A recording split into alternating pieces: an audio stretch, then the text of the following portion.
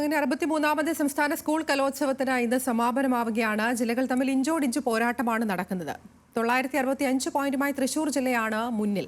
കണ്ണൂരും പാലക്കാടും 961 പോയിന്റുമായി ഒപ്പത്തിനൊപ്പമുണ്ട്. വിരലിൽ എണ്ണാവുന്ന മത്സരങ്ങൾ മാത്രം ശേഷിക്കെ ഫോട്ടോ ഫിനിഷിനുള്ള സാധ്യതയാണ് കാണുന്നത്. സഹിൻ ആന്റണിയുണ്ട് കലോത്സവ നഗരിയിൽ നിന്ന് വിശേഷങ്ങളുമായി. സഹിൻ, അങ്ങനെ അവസാന ദിവസമായിരിക്കുകയാണ്. ഇന്ന് എന്തെങ്കിലും അട്ടിമറി സാധ്യതയുണ്ടോ? നിലവിൽ ഇന്നിപ്പോൾ തൃശ്ശൂരാണ് മുന്നിലെന്നാണ് മനസ്സിലാക്കുന്നത്. ഇന്ന് എന്തൊക്കെയാണ് മത്സര ഇനങ്ങൾ? അതിൽ അട്ടിമറി നടന്നിരിക്കുന്നത് ഇന്നലെയാണ്. അതായത് ഇന്നലെ വരെ കഴിഞ്ഞ യുവജനോത്സവം തുടങ്ങി 4 ദിവസം പിന്നിടുമ്പോൾ, അതായത് ആ 4 ദിവസവും മുന്നിട്ട് നിന്ന കണ്ണൂരിനെ അട്ടിമറിച്ചുകൊണ്ട് തൃശ്ശൂർ ഒന്നാം സ്ഥാനത്തേക്ക് എത്തിയ ഒരു ദിവസം കൂടിയായിരുന്നു ഇന്നലെ. ഇന്നലത്തെ മത്സരങ്ങൾ 249 മത്സരങ്ങളിൽ 240ഓളം മത്സരങ്ങൾ അവസാനിക്കുമ്പോൾ തൃശ്ശൂർ ജില്ല ഒന്നാം സ്ഥാനത്തെത്തിയിരിക്കുന്നു എന്നുള്ളതാണ് എടുത്തു പറയേണ്ടത്. അതിൽ 965 പോയിന്റ്, അതിൽ നേരത്തെ സൂചിപ്പിച്ചതുപോലെ 965 പോയിന്റുമായി തൃശ്ശൂർ ജില്ല ഒന്നാം സ്ഥാനത്തുണ്ട്. തൊട്ടു പിന്നിലായി 961 പോയിന്റുമായിട്ട് മറ്റു 2 ജില്ലകൾ, ഒന്ന് പാലക്കാടാണ്, മറ്റൊന്ന് കണ്ണൂരാണ്. ഈ 2 ജില്ലകളും തൊട്ടു പിന്നിലായുണ്ട്. അതായത് പാലക്കാടിൻ്റെ ഒരു കുതിപ്പ് അത് നമ്മൾ എടുത്തു പറയേണ്ടതാണ്. 5ാം സ്ഥാനത്ത് നിന്നിരുന്ന പാലക്കാടാണ് ഒരു ഘട്ടത്തിൽ ഇതിനെല്ലാം മറികടന്നുകൊണ്ട് 2ാം സ്ഥാനത്തേക്ക് ഇപ്പോൾ എത്തിയിരിക്കുന്നത്. ഇനി 3ാം സ്ഥാനത്ത് നിൽക്കുന്ന ജില്ലയാകട്ടെ കോഴിക്കോടാണ്. കോഴിക്കോടിന് 959 പോയിന്റാണ്. അതായത് ഈ ജില്ലകൾ തമ്മിൽ 2 or 3 മാർക്കുകളുടെ വ്യത്യാസം അല്ലെങ്കിൽ പോയിന്റുകളുടെ വ്യത്യാസത്തിൽ മാത്രമാണ് ഇപ്പോഴും മത്സരം അല്ലെങ്കിൽ അവസാന ഘട്ടം പുരോഗമിച്ചുകൊണ്ടിരിക്കുന്നത്. ഈ തിരുവനന്തപുരം ജില്ല എന്ന് പറയുന്നത് 8ാം സ്ഥാനത്താണ് നിൽക്കുന്നത്. ഏറെക്കുറെ 913 പോയിന്റാണ് തിരുവനന്തപുരം ജില്ലയ്ക്കുള്ളത്. ഏറ്റവും ഒടുവിലായി നിൽക്കുന്ന ജില്ല അത് ഇടുക്കിയാണ്. ഇടുക്കിക്ക് 778 പോയിന്റാണ് ഇടുക്കി ജില്ലയ്ക്കുള്ളത്. ഇപ്പോൾ ഏറെക്കുറെ 240ഓളം മത്സരങ്ങൾ അവസാനിച്ചിരിക്കുന്നു. ഇനി വിരലിലെണ്ണാവുന്ന മത്സരങ്ങൾ മാത്രമാണ് അവശേഷിക്കുന്നത്. അതിൽ തന്നെ വഞ്ചിപ്പാട്ടുണ്ട്, കൂടാതെ സ്കിറ്റ് അടക്കമുള്ള മത്സരങ്ങൾ ഇന്ന് നടക്കാനിരിക്കുന്നു. ഇതൊക്കെ വലിയ രീതിയിൽ മാർക്ക് നേടാൻ കഴിയുന്ന ഇനങ്ങളാണ്. അതുകൊണ്ട് തന്നെ ഈ അവസാന ഘട്ടത്തിൽ ആര് വിജയിയാകുമെന്ന് നമ്മൾക്ക് ഇപ്പോഴും പ്രഖ്യാപിക്കാൻ കഴിയില്ല. അങ്ങനെ ഒരു വലിയ മാർക്കിൻ്റെ വ്യത്യാസമൊന്നുമില്ല.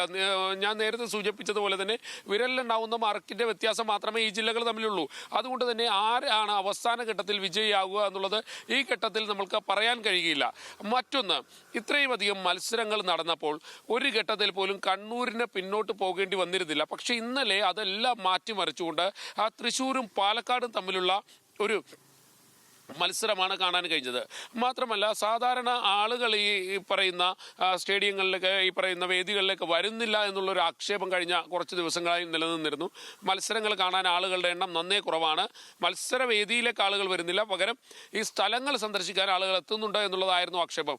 പക്ഷേ ഇന്നലെ നാടക മത്സരത്തിൽ അതൊരു മാറ്റം തന്നെയാണ് കാണാൻ കഴിഞ്ഞത്. സംഘനൃത്തവും നാടകവുമെല്ലാം നടന്നപ്പോൾ അതിൽ വലിയ രീതിയിലുള്ള മാറ്റം കാണാൻ കഴിഞ്ഞു. നാടകവേദികളൊക്കെ തിങ്ങി നിറഞ്ഞ ആളുകളുണ്ടായിരുന്നു.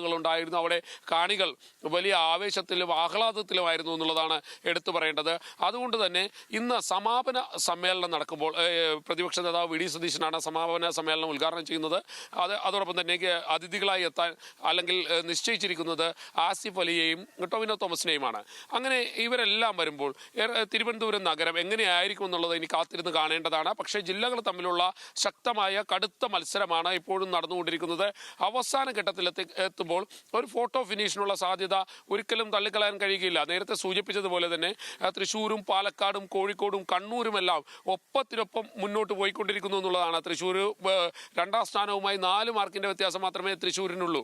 ഒപ്പം തന്നെ പാലക്കാടും കണ്ണൂരും 4 മാർക്ക് എവിടെയെങ്കിലും, 4 പോയിന്റ് എവിടെയെങ്കിലും മാറ്റം സംഭവിച്ചു കഴിഞ്ഞാൽ അവർക്ക് 1ാം സ്ഥാനത്തേക്ക് എത്താൻ കഴിയും. അതോടൊപ്പം തന്നെ ഇനി 4ാം സ്ഥാനത്തേക്ക് നിന്ന് കോഴിക്കോടാകട്ടെ അല്ലെങ്കിൽ 3ാം സ്ഥാനത്തേക്ക് നിന്ന് കോഴിക്കോടാകട്ടെ, ഇവരെല്ലാവരും തമ്മിൽ 6 മാർക്കിൻ്റെ വ്യത്യാസം മാത്രം അല്ലെങ്കിൽ 6 പോയിന്റിൻ്റെ വ്യത്യാസം മാത്രമേ ഉള്ളൂ. അതുകൊണ്ട് തന്നെ ഏത് സമയത്ത് വേണമെങ്കിലും വലിയൊരു അട്ടിമറി പ്രതീക്ഷിക്കാവുന്നതാണ്. ഒരു ഫോട്ടോ ഫിനിഷിലേക്കാണ് ആ കാര്യങ്ങൾ പോയിക്കൊണ്ടിരിക്കുന്നത്. 249 മത്സരങ്ങളുള്ളതിൽ ഏറെക്കുറെ മത്സരങ്ങളെല്ലാം തന്നെ അവസാനിച്ചിരിക്കുന്നു. ഇനി വിരലിലെണ്ണാവുന്ന മത്സരങ്ങൾ 5 or 6 വേദികളിൽ മാത്രമാണ് നടക്കാനുള്ളത്. ആതിര, ഇന്നിപ്പോൾ ആളുകളൊക്കെ എത്തി തുടങ്ങിയോ? സഹിൻ, എപ്പോഴത്തേക്കാണ് ഇന്നത്തെ മത്സരങ്ങളൊക്കെ ആരംഭിക്കുക? ആതിര രാവിലെ 9 മണിയോടുകൂടി മാത്രമേ മത്സരങ്ങൾ ആരംഭിക്കുകയുള്ളൂ. നമ്മളിപ്പോൾ നിൽക്കുന്നത് പ്രധാന വേദിയായ നിലയ്ക്ക് മുന്നിലാണ്. ഇവിടെ ആരും തന്നെ എത്തിയിട്ടില്ല എന്നുള്ളതാണ്. മാധ്യമപ്രവർത്തകർ പോലും ഇങ്ങോട്ടേക്ക് എത്തിയിട്ടില്ല. 1-2 ആളുകൾ മാത്രമാണ് ഇങ്ങോട്ടേക്ക് എത്തിയിട്ടുള്ളത്.